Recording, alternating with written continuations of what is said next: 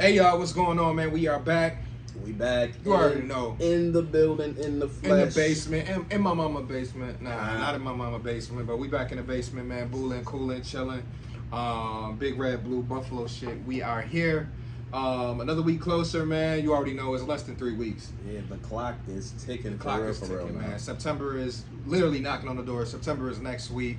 For y'all who are not ready, it's time to get ready. Yep. We fresh off of what I would like to say a disappointing, but it is what it is, kind of preseason game. We played Pittsburgh, for those who ain't know, on Saturday. I don't know if the whole team showed up, but there was a game that was had. So we'll talk about that. We'll talk about a couple injuries that we could be fake concerned about. I know one that was disappointing to me was Shane Ray. I really wanted to see that man at least make the practice squad. I ain't really think he still has some hope, but yeah, and I ain't really think he was gonna make the 53, but I liked his story. So yeah, the story was cute. Yeah. I mean, right. It's always gonna be a couple of those during training camp where you like what they've been through, you see the potential, and you're just like, man, I hope I'm gonna get a real shot to be at least on the sidelines during the season. But whatever the case may be, we'll start off with Pittsburgh. I'll start by saying my one positive. Yeah, you found a positive? Is that they came out healthy, right? As far as the starters. Yeah. Right.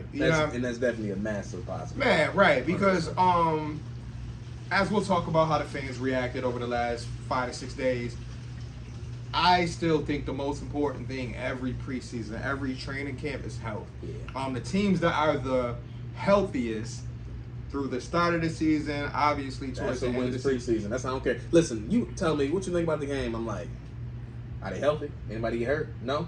Bet. That's a win. I mean, that's all I care about. Josh can still. Oh, okay, he good. Steph good. All right, Gabe good. Mitch Morris good. Nobody hurt? Bet. You know what I mean? Vine trending in the right direction. So, that's my one positive. How about you? What's your one positive? Or it could be a couple. Like, I don't want to hold you to that. I will say, in his short stint, I mean, Josh made a couple throws, evaded a couple pressures, didn't get hurt. Like, I mean, again, the offense didn't look great. Right. But at the end of the day, Josh still 7 for 10, I believe. Yeah, 7 for 10, about 67 yards. Made some tough throws. Oh man, he made one throw that got called back because really, if that throw doesn't get that toe tap throw, that 40-yard throw. I mean, if that doesn't get called back, I mean, he's what 8 for 11 for 100 yards. Yeah, so I mean, he made some good plays. He moved around. I mean, offensive line ain't helping too much.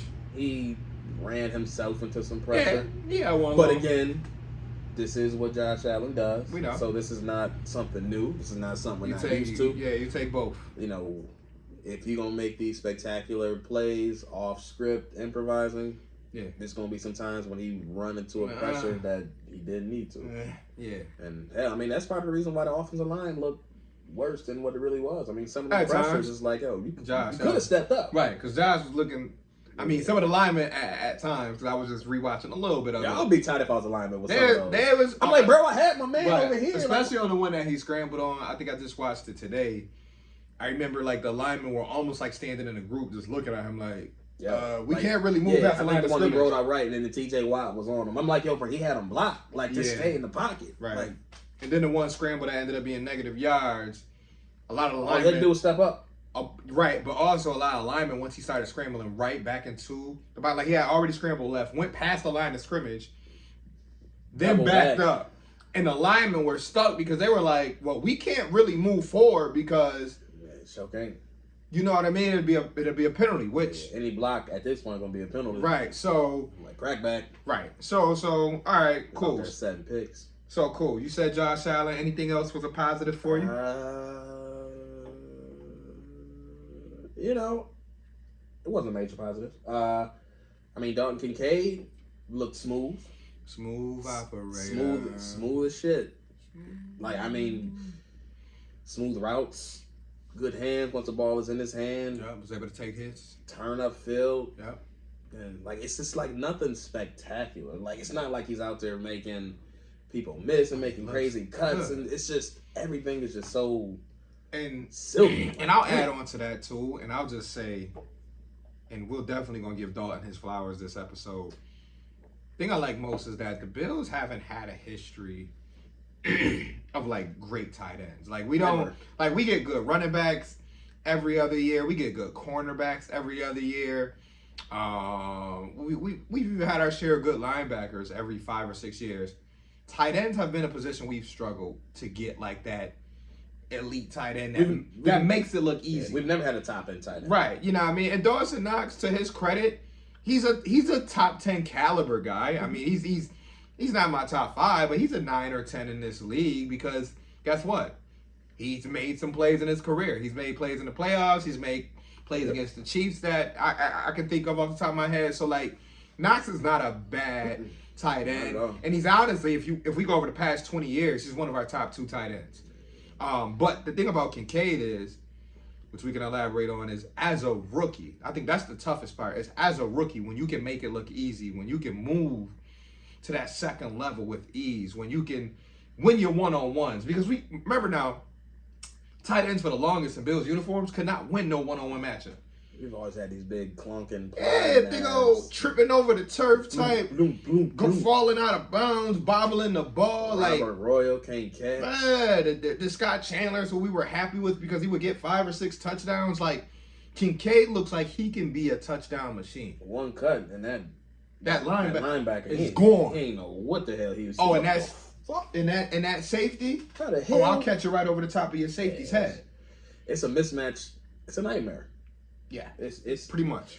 And if he can continue to do that over the middle, which is where we've lacked, like that intermediate threat over the middle, that's going to do a lot for this offense. Right, because Knox was really just the improvised guy, right? When Allen is scrambling around the end zone, he know he can find Knox. Yeah, Knox is not a quick separator. Right. That's not his skill set. Right. He's just good at finding a spot. If Allen is looking, rolling out to his right, and he need to flick it up for 30 yards, he can get an acrobatic catch from Knox. Or if he in the red zone and need to do one of his fake scrambles, right? He can do one of those fake scrambles, then dump it off. But it's never up the seam though. Like that's not his route. Right, that's not his game. Right.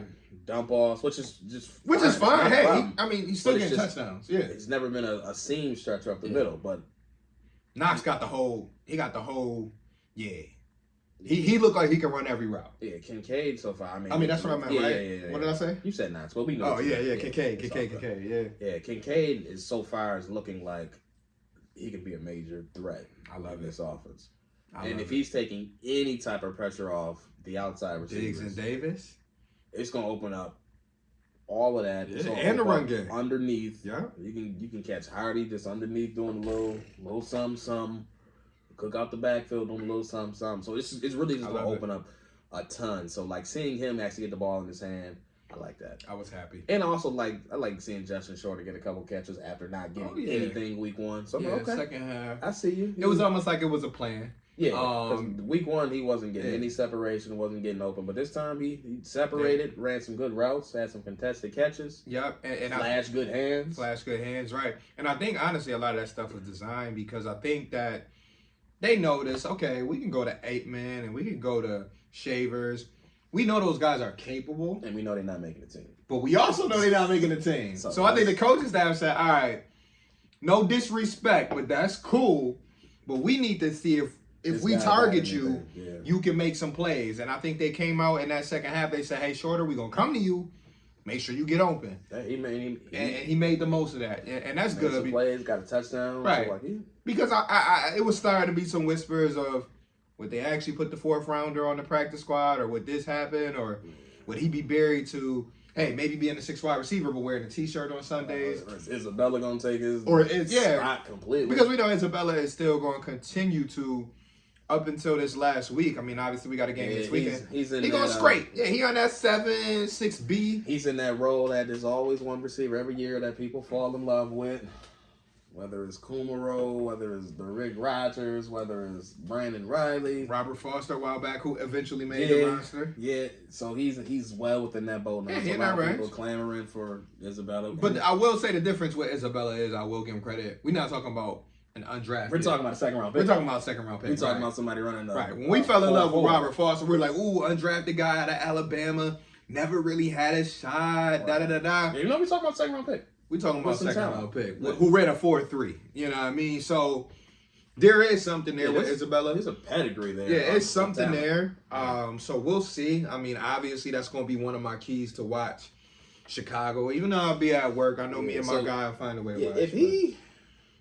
If he continues on the pace he's been doing, you might have to find a spot for him. And they will. Yeah, like, you might have to find a role. Knowing this coaching staff, Dorsey will probably, they'll probably get in the meeting rooms and they'll say, all right, well, McDermott's defensive coordinator, so maybe he'll say it to himself. So each coach might be like, all right, I got one guy that I need on this team. Figure it out. My keeper. It's like we do in fantasy. I got my one keeper outside of our usuals. I need Andy Isabella on this team. You know what I mean? McDermott going to say, all right, boom, I need Cam Lewis. Or, you know what I mean? Special teams person might say, all right, that's cute and all that, but I need Saran Neal. So, it's going to be somebody from each group on our team that a coach is going to feel like, hey, listen, this guy might be on the bubble, but we need to find a way to make room. Because I still do think we keep it 10 defensive linemen. I know it's going to be tough, but I think we keep it 9, 10 defensive linemen. I still think we keep it about 9 DBs. Shit, at least. You know what I mean? So right. So it's like, where do you cut from? I mean, I can honestly say this might be the first year Bills only keep 3 running backs, so that may be a position where you look at and you say, guess what? We don't need 4 RBs because who's gonna be that 4th running back that you gonna put on the 53? Yeah, you talking about Gilliam? Well, I guess you can count Gilliam. I think it's gonna be 3 running backs. I think it's gonna be 3 actual running backs and then Gilliam. But if you go back to last year, everybody paying attention, they did do 4 running backs and Gilliam because they did coming into the season. They did Moss, they did Singletary, they did Cook, and they did Tywan Jones, and then Gilliam. So that's 5 right there. Right. So boom, now we got a spot opening up right there. We could take it for what you want right there. Now, tight end position, they'll probably go in with 3. I'm guessing Quentin Morris will be the 3rd offensive lineman. Obviously, that's going to be tricky. Probably going to be 9. 8 or 9 right there. So, again, we'll revisit this next week because as we told y'all, right before there's cuts, we're going to try to do our projections and, see how close we can get it. I know we did our first one last month before training camp. Mine will be much different. Yeah, I mean now I had a clunker in there. Yeah, me too. And I mean I got one on IR right now that was on the practice squad, so I'll try to come with a little practice squad stuff. I know this week I said after we talk about this last preseason game, we'll get into some more fantasy chatter. Because we know over the next 10, 14 days, everybody gonna be kind of diving into their leagues.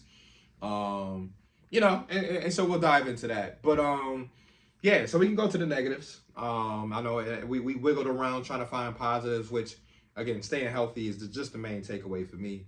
Negatives. What was the one thing that kind of, I guess, we know it's preseason, but that kind of left you a little bit uneasy? Let's see. Where do I start? I mean, the tackles up front. It was definitely underwhelming. Granted, I also don't think it was as bad as it looked because some of those pressures I think you could really chalk up to Allen. Like, definitely the ones on Dawkins. Because, the one rep where he lost immediately, I'm like, first of all, I saw that lineman. I'm like, yo, that DN is outside. It was almost on some wide 9. Like, he was outside of the tight end. And the tight end, I'm like, oh, he not going to chip? Right. I'm like, there's no way Dawkins can get over there. So, that can't be on him. And even then, Allen had a chance to step up and still backpedal into pressure. So I'm like, it's hard to blame him on that. Yeah. Spencer Brown definitely looked. He had his moments.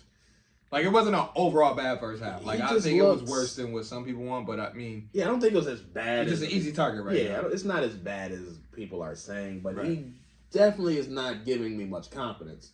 Yeah. Yeah, I don't think I'm at the sky is falling. Yeah. But it's kind of like, all right, bro. I got him at a C. I got him at a time to see. He got that C grade on him right now. I mean, a lot of people are like, oh, he don't even need to be on the team. Yeah, he's terrible. He's trash. I'm like, it's not. Yeah, y'all haven't taken a look around the league. There's some tackles out there that is straight. Yeah. So, again, I don't think he is instilling a ton of confidence in players, but again, in fans, but coaches and they high on him, man. Dorsey, Bean, McDermott. They asked Dorsey today. Dorsey, same thing. Yo, he's a young player. He's got better days ahead of him. He's getting better each week. I'm like, yo, these guys don't. We talked about it last week or the week before. There are certain players on this team. These coaches will continue to back, and I don't think they doing it just as lip service. Like, Yeah, if I'm like Dorsey, I'm like, yo, this is a season like my job is potentially on the line. Like, if I feel like this is seriously an issue, might say it. Just like how McDermott caught out middle linebacker last week. right? I'm like, no, this is trash. Yeah, like now we need or you know, they use their code words. They'll be like, you know, we're working through it, and we, you know, the guys are working hard out there. You know how coaches speak. Yeah, they're working hard. Yeah, but they don't hesitate in giving this guy praise. Right. Oh my gosh. Right. So it's like, yo, so they're obviously, maybe they're seeing something we're not seeing. I mean, obviously work with them day in, day out. Right. They're working with these guys every single day. And the thing that I'm still clinging to hope to is like the toolkit that he has. It's still a raw prospect, right? Still great. Basketball player turned tackle. It's just a matter of like you being so tall and so athletic. Yep. How do you not use that to your detriment? Because sometimes you being so long limbed, it can be tough. You got one of these smaller, quicker, speedier edge rushers. Right. They can get into your chest real quick or hit that bend like Von Miller do. Now you big as fuck. Now you grown. Like, which one? Or you run into a TJ Watt with that spin move come lightning fast.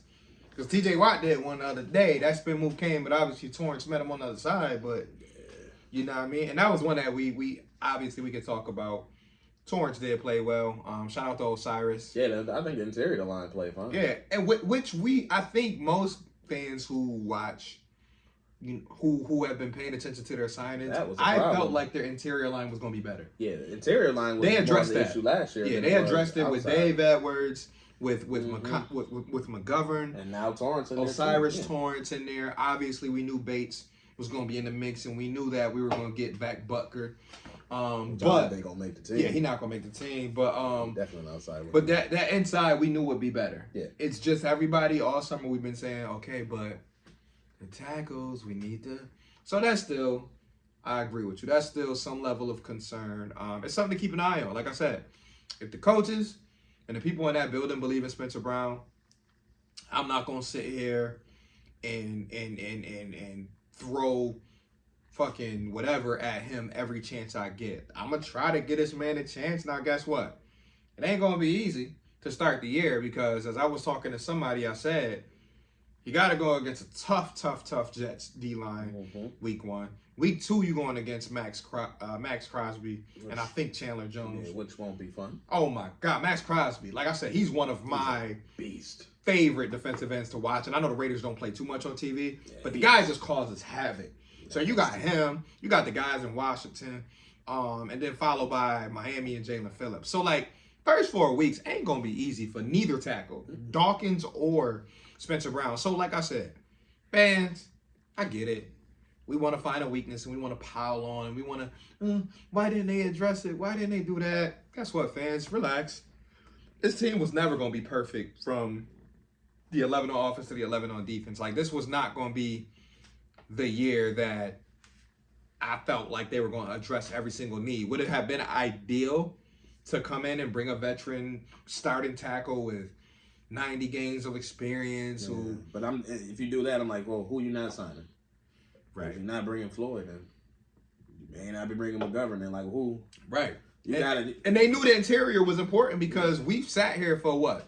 The last 5-6 years and watch pressure come up the middle. Guard after guard. How many guys have we signed to the last 4 years trying and they've to been fill swinging. That? Quentin Spain. And this year, what did we do? We got 2 new starting guards. Because Bean said, nah, we're not doing that. It's time we're not doing that. Nah. All right, McGovern, we putting you there. Torrance, we putting you there. And now you look at it, and I watched it a couple times this game, because remember now, Steelers got a good front. There was a couple times up that middle. Hayward, them boys, they was just stuck. They wasn't getting nowhere. It was more coming off the edge. So we'll see. I'm definitely not hitting that panic button when it comes to offensive tackle. I think Dawkins will get his act together. Dawkins is always one of those guys who every once in a while he'll have a showing where you'd be like, come on, dog. And Spencer Brown, like I said, he always bounces back. He always do, right? And that's what's that. We're talking about a Pro Bowl caliber tackle. He's been to the Pro Bowl, but some could argue, some things about that. But he's a Pro Bowl caliber tackle in this league, veteran experience, been Josh left hand now for the last, 6 years. So not too worried about Dawkins. Spencer Brown, I'm on my wait and see with that. Like I said, trying to give him grace because these first 4 weeks of the regular season, they will not be easy. So unless some of you fans plan on going out there blocking Max Crosby, I expect you guys to chill. Spencer Brown is not playing on a $90 million contract. This guy is playing on a rookie contract as a, what round was he in? He was a day 3 pick. Yeah, 6. Either day 3 pick, and you got fans throwing at him like he's Jonathan Ogden. Right. Or Jason Peters or something in his prime. Like, dog, this is a day 3 pick going into his 3rd year. And I'm not saying that because I feel like we got to. But it's true, though. I mean, at the end of the day, day 3 pick. Like, I'm just not making excuses, but you kind of just have to look at things on the surface. I mean, last year, all offseason back injury. Nothing. Right. Year before that, first year, COVID, nothing. Right. So it's like, I mean, this is the first year that he has a full offseason to actually continue to learn and continue to work on his craft. Right. I mean, he's coming from a college that was a lower level. Yeah, what was it, South Dakota or something like that? North State or something like that. Something like that. It'll hit me later. Yeah. But again, even then, smaller school. Before then, he wasn't even playing line. Yeah. His high school was a 6-on-6. I don't know. I think high school he focused more on basketball. Yeah, so it's like, I mean, my man literally only has a handful of games in his lifetime. Right. So it's like, I mean, again, this is a Super Bowl caliber team, and you don't want just anybody starting. They're not going to be perfect, bro. At every position, you have to give someone a chance to. Well, right, that too, but also every single position. If you look at these, it's unrealistic for anything. Any team, like you look at the 49ers, you're not going to tell me as great as that team is, you're not going to tell me they don't have not one weakness. That's a quarterback, bro. Right, I do too, because I mean, Brock Purdy was a great story last year, but who's to say he's going to repeat this year? Yeah, and the thing is, like, you can help Spencer Brown. Yeah. Throw Dawson Knox or Kincaid on that edge and help chip. I'd rather have a lineman or and I'll tell you like this every play. too. I'd rather have my right tackle be a question mark than my quarterback be the question mark. Yeah. I still got Josh 100%. back there. Exactly. All right, bro. Just don't get beat quick. Right. Right. Just don't get beat instant. Just don't let, you know what I mean? Don't let Crosby get there in 1 second. Yeah, you know what I mean? Just give Josh a chance to make a move. That's it. Just don't lose immediately. Right, so that's one. What was one other that you would say? You are really reaching because I don't even know how many other positives there were in that game. No, I'm talking about negatives. Oh, we on negatives? Yeah. Oh, okay, yeah. Because you said tackle was kind of Again, man, there was just no D-line pressure at all. There was just no havoc being caused. Yeah. All the quarterbacks for Pittsburgh look comfortable back there. Right. So, after the first preseason game when everybody was really expecting the pass and a lot of pressures and a lot of D-ends and D-tackles too looking good. It just wasn't the same level of disruption. Yeah, in the passing game. And I know Greg got a sack in there. Yeah. Yeah, I won. I mean, it wasn't all bad. It's just, I want more. I think what it was for me, to piggy off that, was that they just lacked fire. And that was really on everybody lacked fire. Like, and that's why I said it was on both sides of the ball, even special teams. Like, they let a guy run a punt back 40 yards when I was watching it back. They lacked fire. Like, I don't even think it came down to skill, because I think even Leonard Floyd played a couple drives, but, like, it had nothing to do with talent on that field. Yeah, it kind of, I don't want to Jordan say they were Poyer, Micah Hyde. Yeah, kind of like, all right, now, let's get to the season when they count. Steve Tasker talked about that. I was listening to GR, and Chris Brown was like, yeah, but you can't go through the motions when you want to be a championship caliber team. True. But Steve Tasker also said, but hey, let me tell you something. From a guy who was on the Super Bowl team, it happens. And that's why I love having the balance of Steve Tasker and Chris Brown on One Bills Live when they come on at 1 p.m. on a weekday, because even though they are mostly positive on there, Chris Brown will give you his perspective, and Steve Tasker going to always give you the player insight. And he said it. He said, dog, they didn't want to play that game. He's like, these starters are ready for Monday Night Football. He's like, it may not look like they're ready for Monday Night Football, but mentally they already. Let me get to the real game. We got to get through these 2 games. So actually, really, this one. So what he said kind of made sense, because yes, from a reporter, from a fan perspective, yes, we do want to believe. All right, you gotta handle each game with care, whether it's preseason, camp, scrimmage. You gotta prepare the same way every time you step on the field. But the reality is, it's just like me and you. This one don't matter. It's just like we in high school, right? And before the regular season started, we scrimmaging somebody. or it's one of those pre-games. We ain't really had preseason for basketball, but we scrimmage people, right? We scrimmage in JV. So we did fall league, or we did something stupid. And let's say, for whatever reason, that JV squad or that other squad that we playing, who is scrubs, but they amped up. And I'm just like, yo, bro, this is my game. Hey, I'm pulling from three. I'm like, bro, I'm trying to get this new step back in. Yeah. I don't really care about this. And now you coming hard at me 90 miles per hour. Boom, boom, boom. And I'm like, yo, bro, what you on? Why are you going crazy off the Yo, this is scrimmage. So, to me, that's what it is. And we all know how Mike Tomlin get down. You know, he come from the same as John Harbaugh. And really Sean McDermott. But Sean McDermott, over the years, has had small moments. And this is not a big thing, but he's had small moments where sometimes his players don't show up. Yeah, he was tight with them penalties, too. Right. And as they should be, though. That's something that's inexcusable, Right. whether preseason or not. Like, yo, you can't have 12 penalties in the first half of a football game. Like, yo, that's unacceptable. And I feel like that's why, as a player, you got to be careful. Because now you taking his kindness at times for weakness. Because McDermott like, dog, I came here on some drill sergeant shit. Y'all about to make me get back to that. Because I loosened up over the years. Because he's joked about it. He said Josh made him loosen up. A couple of the other players made him loosen up over the years. But if they go into the regular season, still on that shit. and they still on that shit, oh, y'all gonna see drill sergeant Sean. Because the thing is, like, people act like Sean don't got it in him to be like, all right, say no more. They got boys running laps at practice. Oh, yeah. Y'all want to see that side of Sean McDermott? Because I know that's in him. You know what I mean? Like I said, Mike Tomlin got it in him. John Harbaugh got it in him. That's why them boys win on them preseason games. Because they coaching and they telling their players, the minute y'all, I almost knocked this mic down. The minute y'all get on that field, y'all better give it everything y'all got. Yeah. And they don't accept everything left. Like, you noticed the shift, though, once the starters and the stuff came out. And the second and third string is like, and that's what Tasker brought up too. They playing for their life. They playing for their life. So you notice the intensity, so level, that the focus is different. The penalties are down. And that's what led me to really come to saying that's what it came down to. Energy up here in the second half, energy down here in the first half. Why would that be? Oh, that's because those guys playing in the first half, I just need to get through this. They had that mindset. And when you have that mindset and you playing against a team that's trying to show off because you the Buffalo Bills, because that's the thing. Kenny Pickett, think about it like this, y'all. Pittsburgh first team, offense and defense, got a lot more to prove than the Bills first team, offense and defense. Whether we want to admit it or not. We know we lost in Cincinnati in a playoff game. We know we got Super Bowl aspirations. But ain't nothing to prove in the But ain't nothing to regular prove season. everything. But if you're talking about a second-year quarterback, second-year wide receiver, you got a defense that's getting a little older, but they still got young corners like Joey Porter. You know what I mean? He got an interception that was handed to him, but he got a pick. So I'm just like, you got young cats out there. They trying to make a name for themselves. And guess who they playing from the other side? That team that just beat them 38-3 just less than 12 months ago. Yep.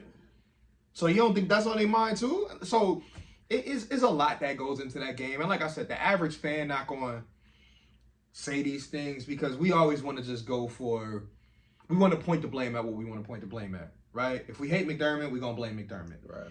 If we hate Spencer Brown, we're going to blame Spencer Brown. If we hate fucking Ed Oliver, we're going to blame Ed Oliver. You know what I mean? If we hate Dane Jackson, we're going to blame Dane.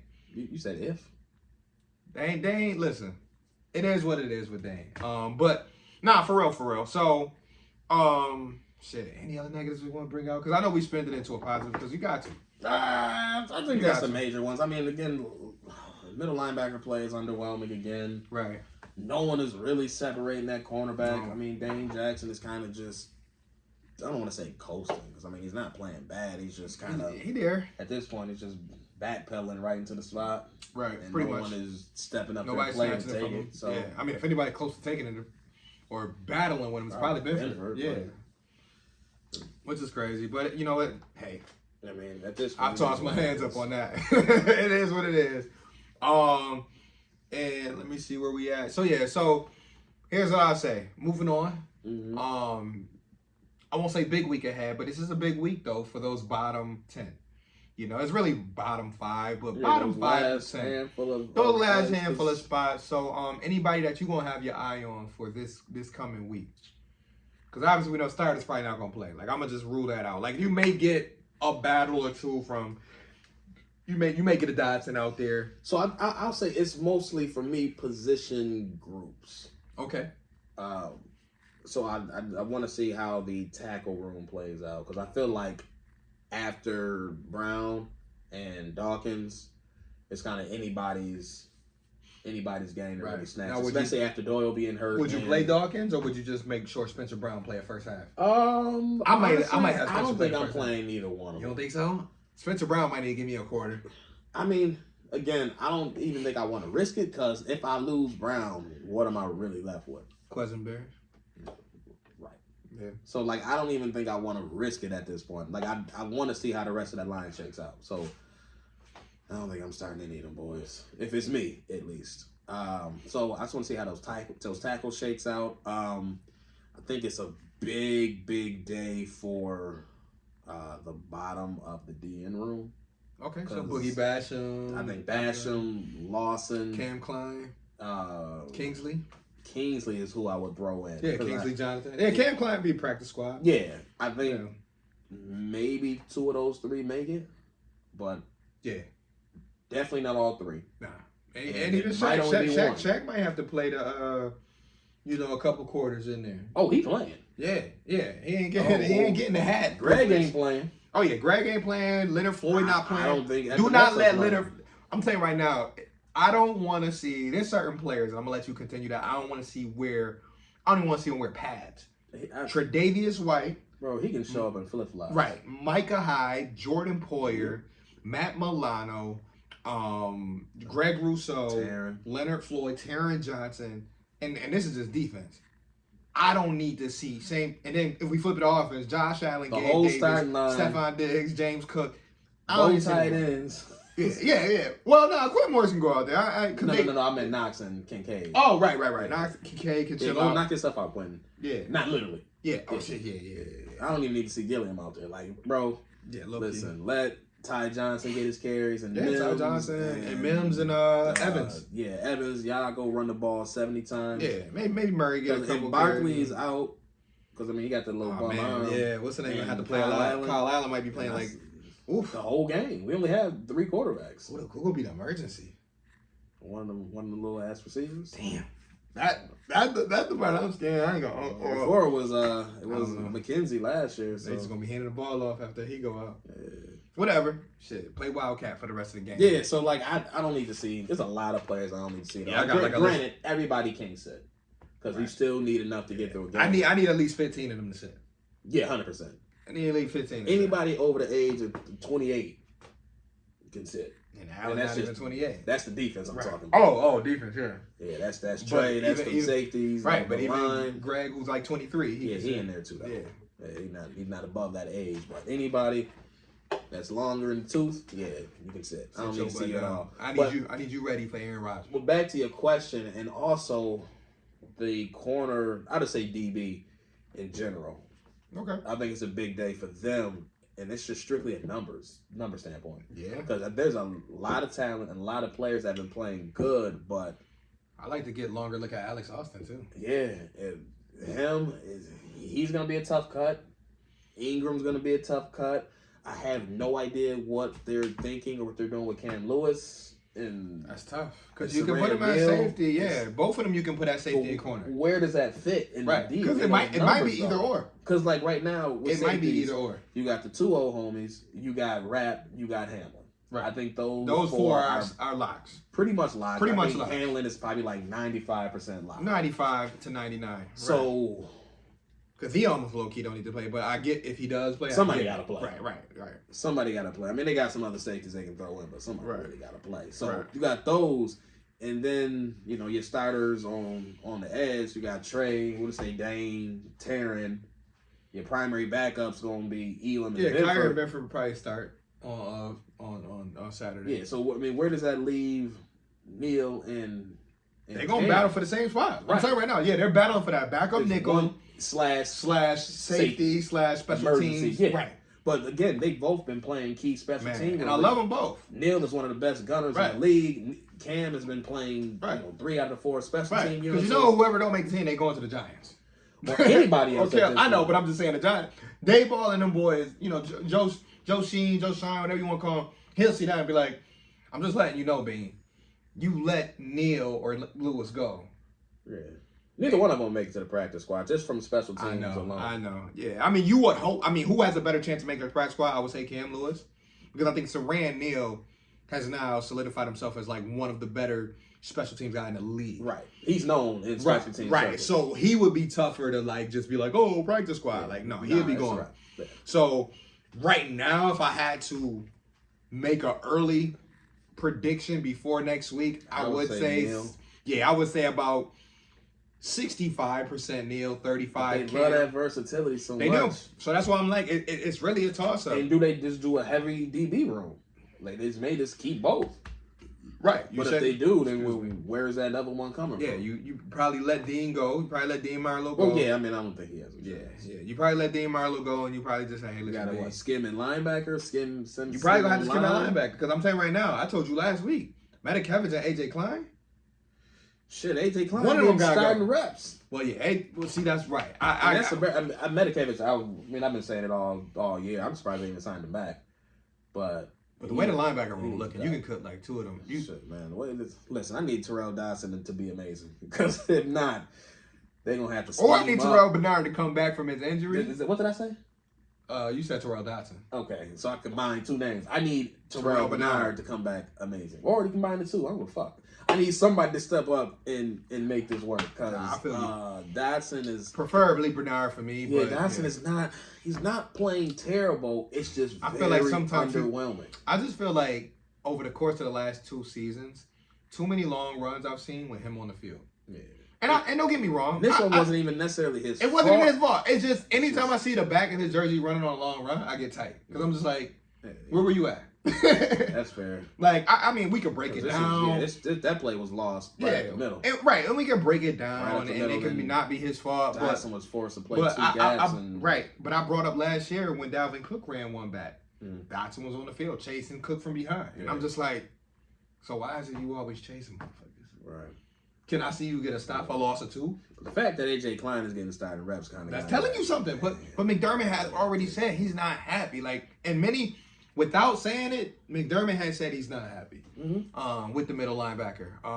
So, again, that gives me hope that maybe Bernard still has a chance. I hope so. That also gives me hope at this other thing. I think we talked about it last week, is that they could potentially scoop somebody. And it's not to say they can scoop somebody that can start week 1, but scoop somebody who they can try to get caught up. Give me a couple weeks. You know what I mean? Hey, Dodson, you might get to start for week 1. Right. But by week 3, week 4... oh, yeah, this motherfucker right here, we're going to give him a real shot to start. So we'll see what happens. I think the next 10 to 14 days, really the next 10 days, are going to be really interesting. I really need Bernard to come back, and I just need to see what it looks like. Man, me too, man. And that's why I feel so bad. That's the unfortunate part. Yeah, I feel so bad for him because it's like, dude worked his butt off to even be able to compete for middle linebacker. When most people, when we drafted him, didn't even think of him as a middle linebacker. Right. This year, he gets a chance to be starting middle linebacker. Got that hamstring, man. And this is a guy at Baylor who had frustrating injuries. Right, and I was talking to somebody about that. I was like, the worst. I was like, it's one thing to get an injury, but in football, especially to get a hamstring injury, that shit can last for 4 weeks. Easy. You know what I mean? Or you can get a minor one that lasts for a few days, but 9 times out of 10, once you miss like 2 weeks, you out for another 4. You might be. So, because again, you can't explode. Right. And the good thing though, I will say though, to flip it though, is that I did see pictures of him, earlier today in full gear. He was on a limited role. I think today they listed him as limited, but he had full gear on. He was moving around. Wasn't moving 100%, but the fact that they put him in full gear made you say, okay, all right, we getting him to that point. Hope he can get out there on Saturday. I mean, if he can, that'd be great. I mean, today, I know we're recording. I mean, at this point, it's probably not happening. If he's not practicing in full, you know how they take with these soft tissue injuries. They take things really slow, which I'm listen, guess what? About. Who's to say we need to see preseason action for him to start? That's true. They might just say, you know what? Look it, I know you ain't played preseason at all. You starting week 1. But you better than what the alternative is, because we done seen Terrell. We done seen T-Dot. Show us enough in practice, and we might consider you on week 1. T-Dot is a NFL caliber linebacker who's not starting. He's a and that's okay. Solid depth. And that's okay, man. We had guys like that in the league. Angel Reese. Not Angel Reese. I'm thinking I said she in the league? Ike Reese. She in the Ike league. Reese, the Keith Ellisons. You know who do we have? I can't even think of his name. He went to Cincinnati after he left us. Linebacker. Not Takeo Spikes. No. I'm talking the last few years. Before we got... Oh, Preston Brown. Yeah. Even if you get Preston Brown level play, which is... Oh, he all right. Yeah. Like, not, even not that level Shepard. play. Yeah, hell no. Not Kelvin Shepard. Woo. Hell no. Thank God for Kelvin Shepard, though, because he got his Jerry Hughes, so thank you, Kelvin. He's coaching somewhere, too. I think he's coaching on the Lions now. I think I saw him Shepard? on Hard Knocks. Yeah. He is somewhere in the league. Yep. So I saw him coaching. I think I saw him coaching. I think Detroit last year. Yep, Detroit. Yep, on Hard Knocks. Yeah, shout out to Hard Knocks, too. You know, keeping us up to date on what the Jets doing so we can take some I have not watched 1 second of it. I watched a little bit of it because, I mean, since they are division rivals. Yeah, I don't think I watched Hard Knocks. I mean, it's probably been like a decade, so it's nothing new. For me, it's out of boredom. I mean, I'm during the week right now since basketball is not on really, and football is on 3 days a week, but preseason is preseason. Yeah, I saw it. I'll be needing to watch. I saw a couple clips from there. Silas talking about the offensive line play. Like, damn, why are you just doing this cursing the whole time? Yeah, them niggas getting frustrated. Like, shut up. Aaron Rodgers 40-year-old. It's still gonna be like this year is gonna be fun. It's gonna be funny though, man. Don't let that shit start to go downhill. I got a feeling if it go downhill, it's gonna go downhill quick. I'm not saying Randall Cobb kind of told him that. He was like, y'all listen, if y'all don't get this offensive shit together here, like if y'all mess y'all assignments up, if y'all drop the ball, he's like, Aaron Rodgers ain't even gonna look y'all way. He's like, let me tell you something. That's how he is. Like he gonna let y'all know, and he won't trust you. Like once he don't trust you, yeah, right. I'm not fucking with you. Plain and simple. Ain't gonna matter. Yeah. So Randall Cobb, I like that one clip because he kept it real with them. He was like, I'm telling y'all right now, y'all keep fucking up if y'all want to. Like I'm letting y'all know how he roll. But that was funny. With this man for years. Right. I'm telling you. I'm trying to tell you. There's a reason why he kept going to me even when I was double covered. But that was good insight. Like I said, and plus, like I said, I like to know about who we facing. I still say from a talent perspective, super talented team. It's just how quickly can they pull it together. That's my biggest thing with the Jets. You got Dalvin Cook, who may not be ready week 1. Yeah, and you got Breece Hall, who may not be ready week 1. And a super unproven O-line. Super unproven O-line. They got upside in Becton. But I still don't know. There's so much if he gonna question marks about that. Is he even gonna be willing to play right tackle? You know what I mean? You coming off injury again? Like how you bouncing back from that? And you got your potential star receiver. I mean, I like Garrett Wilson. I mean, this guy is a great route runner. Rookie of the year. I mean, had both Rookie of the year candidates. Because Breece Hall ain't get hurt. I think he would have ran away with that. You got Lazard there, Hardman which there. Which is cool. But but it's gonna be fun, man. Because like I said, Monday Night Football, you can't hide. Yeah, but it takes some time to gel. It do, and that's why I say it's gonna be a fun night. It's gonna go by quick. I already know how this goes. We've been here before. We did it last year when it was Bills Rams opening night. We built up to it. Bills playing opening night. Like we thought that was the biggest stage. Yeah. Bills playing opening night, which low key it is. I mean, if you think about it from a fan perspective, if your team playing opening night on Thursday, every single person, everybody watching. The other team is accepting their ring, and your opponent a new season, and that's what your guys want. Everybody got their bets, and Josh and them boys say, I know Josh got what? Gay got what? And then we beat them boys 31-10. So again, I'm excited for it. I know it's gonna come here quick. I know before we know it. You know, we'll be giving our predictions. Yeah, that's the thing. It's like, we've been here. This ain't new. Yeah, that's what I'm saying. Like, it feels good to be on this side as a fan opposed to what it was like 6, 7, 8, 9 years ago where I wouldn't even want to talk about it because I'd be like, I know. Yeah, but it's like, Sunday, 1 o'clock. We'll be ready for the stage. Right. Y'all about to be in it all the time. Yeah, Josh cooling. You ready for that moment? I mean, we know Rodgers is because Rodgers is. Right, Rodgers going to be ready. But the rest of y'all boys? Right, because Rodgers going to be looking at them boys like, yo. Y'all boys ready because. I'll tell you right now, one drop pass. It's a wrap. Unless your name is Garrett Wilson. You better not drop a pass too, because I know you're young and I'm with you. Yeah. But I'm with you till I'm not. I'm with you till I'm not. Same thing with the offensive lineman. Y'all my homies. Yeah. As soon as y'all miss an assignment and my old ass hit the turf. Right. Don't let me get hit. Because, I'm just saying. Because again, they were a little bit of an upstart team last year, but again, they ran off 6 losses in the season. So, like, y'all haven't been on this stage yet as a team at all. It's different, man. So, like, can y'all... On 9/11, with all that emotion, with all your that house. energy. Your light's going to be bright. On 9/11, you got national that's media. crazy. You going to have a lot on your plate. That's a lot, bro. You're going to be ready to handle this. And like I said, they can play off emotions. Like, the game, I honestly, I'll tell you right now, the game less than 3 weeks away, I predict the game is going to be tough. I want to say the whole first half, but the first quarter is going to be all emotion. Ugly. It's going to be like 6-6. It's going to be ugly. Ugly plot. Maybe 9-7. Yeah, I don't mean ugly as in like the game itself going to be ugly. I mean it's ugly as I'm just thinking it's going to be physical to start. Yeah, physical, energy, yeah. It's going to be gritty. Right. Like, I think it's going to be hard to get a first down. Mm-hmm. And whoever does score the first touchdown, it may calm things from there. Like, gonna be whoever soft. scores first. Doing a lot of holding and probably getting away with it. Oh, yeah. It's going to be, listen, you talk about high energy. And that's why, again, I go back to this Pittsburgh game and I say, like, a lot of these starters. See, but the thing is, to go along with that, the amount of skirmishes that's been going on in these practices alone, like, these ain't scrimmages with other teams. This is all in-house. It's been almost every other day. Like, every other day. Y'all don't see this? It's brewing. I'm sick of this BS. I'm sick of all this bullshit. Monday Night Football being pleased. Talking about this team and that team better than us. We took a step back. Stephon Diggs, like everybody talking all this shit. Bruh, every week Diggs is in some shit. All right. But they give him still all the credit. Like, yo, Dorsey, like, yo, this motherfucker been bringing the energy every single day. Setting that tone. And I'm like, y'all don't think Diggs gonna come into this season on shit? Another reason why. Did you see that Chris Broussard interview talking about they ain't got no leaders? I'm like, yo, you don't... Well, of course, man, they don't know. And it's cool. Like I said, on the outside looking in, I get it. These boys ready. Listen, preseason aside, I mean, this game means nothing. Yeah, that's what I'm like. Ready. Like, this is one of the first few years I can honestly say, like, and some of it is, yeah, I do be having to work around these games and stuff like that. But, like, nah, for real, I'm not even as interested. Like, the first one, it was good to get that one out the way because it was like preseason football. Yeah, so that's the start. But now it's like through. I'm watching Saturday just because I'm supposed to. Right. And yeah. I just want to watch the back end of the roster, but I'm not watching this for no starters. If I see a starter, then I'm gonna be kind of tight. But again, somebody gonna have to. But I mean, it's gonna be like Terrell Dodson, somebody like that. Your man's. Yeah, my man. Your man's in them. But nah. So Dorian Williams get that start though. That'll be fun to see. Who?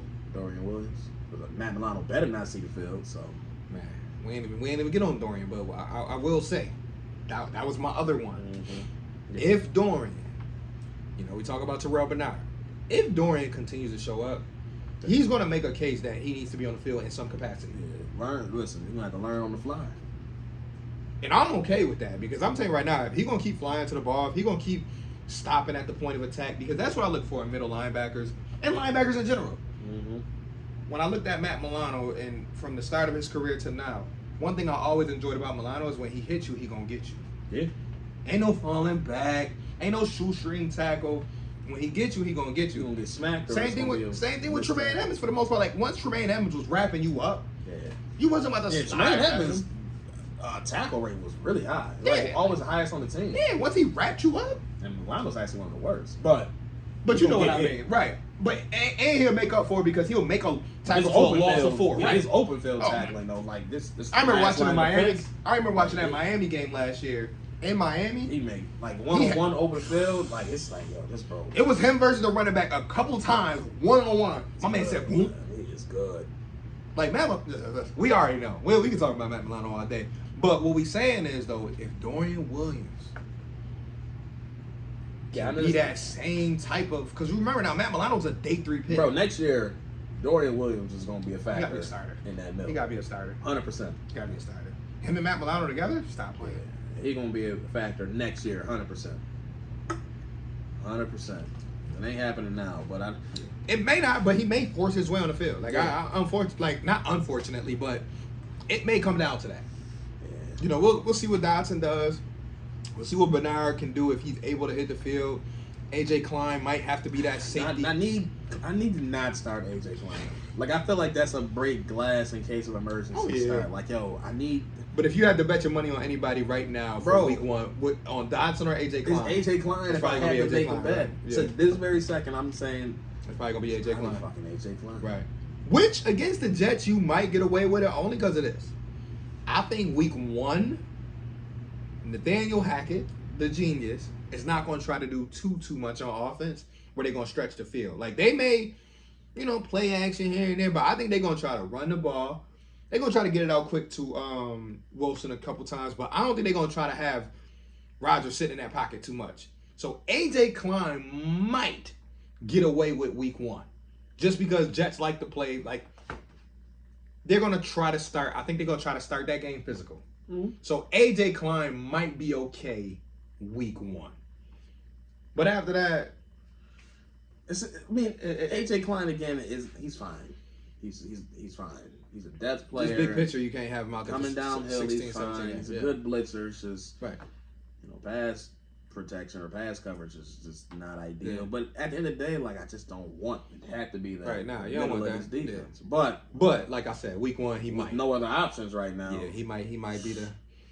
He might have to be the man. It is what it is. And like we did last week, to wrap up our convos for this week, fantasy wise, we gave our sleepers for last week. I was talking to somebody who was doing fantasy draft for his first time this year. Like first time ever. Kind of having a number 1 pick. And we gave him 2 names, and you could Who tell. are number 1? See, I haven't even done my prep yet. Yeah, I don't have a draft yeah. for another couple weeks still. Oh yeah, because we got the one together. That draft order's not out. I know one of my leagues I draft third. Is already. Oh damn. Yeah, I got. So I got to figure out what that even looks like. Yeah. So yeah, both ones I find out the day of the draft. So That's terrible. yeah, whatever. So I was giving them a couple pointers. Amateurs. Right. I said the chance to prep, fam. Man, right. So he got the first overall pick, and I said his safest bets, Justin Jefferson. Uh-huh. And then I think I said, who was the second guy I told him? Name another good receiver in this league, like a dominant receiver. I think I gave him 2 wide receivers, and I just want to know, like, for the people out there, Are talking like young, like Jamar Chase. Who's Jamar Chase? Yeah, that's what my man James was. Only reason I wouldn't do Chase like first pick maybe wise. Joe Burrow. Maybe One, I'm not sure how Joe Burrow is. I mean, granted, it's a calf, and they tell me he's gonna be back. But 2 is they also have 2 other very good receivers. Okay. And it's just a volume thing. I mean, again, I know he's going to put up numbers, but I know any given day, Boyd can go off and Higgins can go off too. And ain't no one else in Minnesota going off. So safest bet right now for those listening will probably be, if they got the number 1 overall pick, Justin Jefferson. Yeah. I think 90% of people can agree on that. Probably. I mean, you still throw some money on McCaffrey.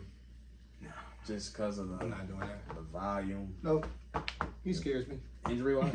Yeah, Well, I man. mean, that's always going to be. I know it always is, but you know what? I've learned, like, honestly, over the last 5 years, every time I get a running back in round 1 or round 2, they get hurt. Well, I mean, my strategy, I always like going receiver heavy anyways. Oh, yeah. My first 5 picks, I'll normally go at least 3 wide receivers out of my first 5 it's- picks.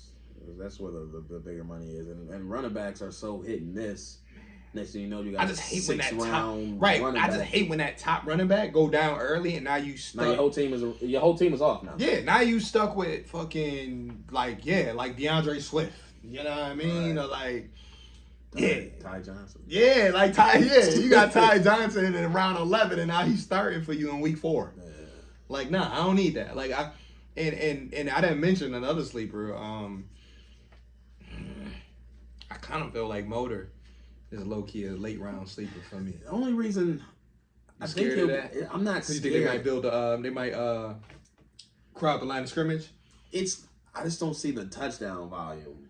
Okay, I can That's agree it. with that. Again, I mean, he's a good runner. He gonna get his 20. touches this year. It's just, I mean, him and Pierce are going to be a good combo. They are. I think they complement each other very well from They do. just running back skill set standpoint. Right. But I feel like red zone, it's not going to be Motor getting those carries. Even though, I mean, again, in college, he put up. I'm gonna keep my eye on him though. I know that. Like, Yeah, once I get late in the round, Yeah, he's somebody is worth being on my bench. He's definitely somebody I can throw in the pinch and be fine. and that's what not I'm really think trying about to it. do. I think as I'm getting ready for my 2 leagues, because I only do 2, because between FanDuel and other stuff, bro, I don't got time. Like the one thing I do. All you had to say was between FanDuel. Right, You can make the sentence right. And I'll just say though, like if you do FanDuel and you do fantasy, it is kind of tough to enjoy games for what it is. So like have that balance, y'all. If I can give y'all any advice out there, like I said, I'm giving it to my damn self. But like, don't overwhelm yourself with placing too many parlays and combine like because I remember last year watching Red Zone, watching other stuff like the game becomes not fun anymore.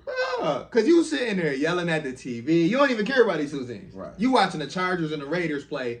And you like, Darren Waller, why you ain't? All I needed was 40 fucking yards. Right. And you got 36. Right. And meanwhile. You heard again, Darren. Right. And meanwhile, you could just be watching the game like, damn, that was a good ass game. Mm-hmm. And like, don't mind me. Don't. I'm going to keep it a buck. I'm still a fan, so I'm still going to enjoy the games. And that's why I never throw too much money on the games because if I was the type to get on FanDuel and throw $50 at a parlay, 20 here, 15 here, 30 here, I'd probably be more upset. But I only throw a few dollars, so like, I'm giving advice to myself and I'm giving advice to y'all. Don't get caught up too much. Enjoy the season because these games is gonna be crazy. Like I thought last year games was like, I remember there was a point last year where like 4 games was going on and they all damn near went to overtime. Like the parity in this league right now is tight. Like right now, I think they said right now, especially in the AFC. Right, I think they said though overall this year nobody has more than like minus 100 or minus 200 to win their division. Yeah, and that's NFC, crazy. The fact that there's no real big name top end quarterback talent gonna have NFC crazy. Right. Yeah. Jalen Hurts is wide open. Yeah, Jalen Hurts is the best quarterback pretty much in the NFC. I still don't think which is crazy, Hurts right? He's not an elite quarterback. No, he had an amazing season. He had an amazing season. But I still wouldn't put him in the elite category. Right. But in the NFC, right, who's a better quarterback than him right now? Right. And if you look at him, and this is why I try to look at Jalen Hurts, I look at him as like a playmaker, right? 100%. So and he's gotten better every year. Right. As a playmaking QB who's gotten better every year, like you said, you got to put him in that top 10 combo. Because I even see people, analysts, they put him in the top 5. I wouldn't put him on top 5. I'm not putting him in the top 5. But I wouldn't put him in my top 5. But he has to be top 10. But he has to be top 10 like, because his resume from last year alone. Because if you look at that list, let's move Aaron Rodgers past the top 5 because I'm not putting a 40-year-old quarterback. I don't care what Tom Brady did in my top 5. I'm not putting a 40-year-old quarterback outside of Tom Brady in the top 5. Right. So let's say we got Patrick Mahomes, Joe Burrow, Josh Allen, Lamar Jackson, Justin Herbert, whatever order you want to put. A lot of people wouldn't even have Lamar Jackson in the top I'm 5. putting them in there because I know how good Lamar can be in the pocket. Like that's the one underrated part, and I know Jason Hurts. I hope it comes out this year. Yeah, and that's the one underrated part that I give Lamar credit for is that if you get that man a clean pocket, he can throw that ball.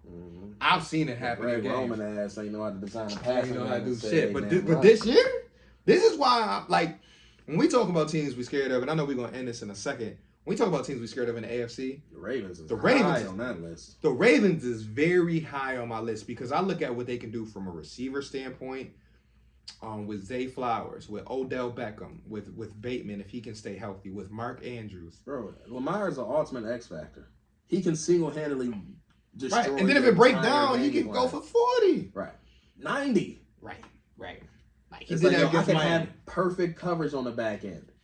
And he can turn that into a 35-yard Like, don't get me wrong. We know Josh can run for 40, 45. Yeah, it's a different... But 80? Yeah, it's a different... Yeah, Lamar and Jalen... Jalen Hurts don't got the same speed as Lamar, but... Nobody running the way he is. Yeah, Lamar... Most running backs don't run the way Lamar. Lamar's a different animal. That's why I got him in my top 5 because it's just like... Yeah, he can really not too many can throw 30... not too many can throw 300 yards. Yeah, that's the type of player like that has defensive coordinators pulling their hair out because I came up with the perfect scheme, the perfect play call, and he just ran the ball for 55 yards. He just made my linebacker do the stanky leg. Right. Like that's crazy. Yeah. But anyways, we'll get in. I mean, we'll save rankings for another day. But yeah, just wanted to dabble in and give y'all some fantasy advice on that real quick. Like I said, a deep dive. I don't think it's really needed. I think there's a lot of NFC players I got my eye on offense. Just because without there being pure. I like my man Brandon Ayuk too for the Niners. I like half of Atlanta's offense. Oh yeah, we got Kyle Pitts over there, Robinson, London, Cordell Patterson. Yeah, oh yeah, London too. I just don't like their quarterback.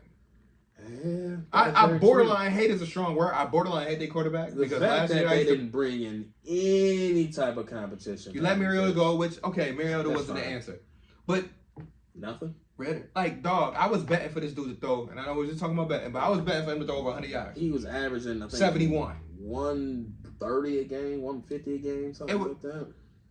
It was a couple times last year. My man gave me like 77 yards passing, and I wanted to rewatch the game to be like, was something going on where he was like purposely not trying to throw the ball?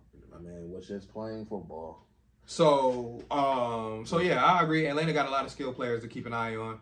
Obviously, you can look at that whole Philly team and just pick a player. Yeah, whoever you want. Devontae Smith, AJ Brown, the tight end that they got over there. You got it. I even like Chicago's potential. I think Justin Fields. Yeah. I don't want to say his name too much because in my drafts, I'm gonna be thinking nervous. Like I wouldn't draft him unless I got him super late, just because I think he's gonna make a jump. I wouldn't have him as my QB1, but as a QB2, I just need to listen. That's my QB2 all day. If I can get him, and it's not even necessarily him. It's just I like DJ more in that group. Yeah, that's what I said last year.